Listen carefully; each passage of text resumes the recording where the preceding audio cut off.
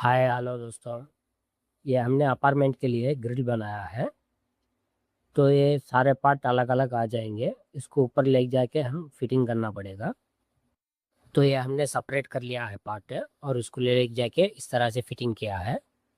और अंदर साइड भी आपको एक बार दिखा देता हूँ। तो आप लोग देख सकते हैं ये हमने अंदर साइड में किस तरह से फिटिंग किया है।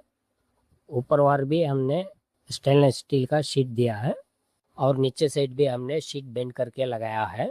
तो आप लोग देख सकते हैं। और दोस्तों इसका साइज आके हाइट आके 5 फीट का है और चौड़ाई आके 13 फीट का है। तो इसमें टोटल 220 केजी का मटेरियल लगा है। ये आप लोग देख सकते हैं हमने पानी जाने के लिए भी पाइप रखा है। और दोस्तों ये वीडियो आप लोग को कैसा लगा हमें कमेंट करके ज़रूर बताना। और चैनल पर नए हो तो चैनल को सब्सक्राइब करके बेल घंटी को ऑल पे प्रेस कर लो।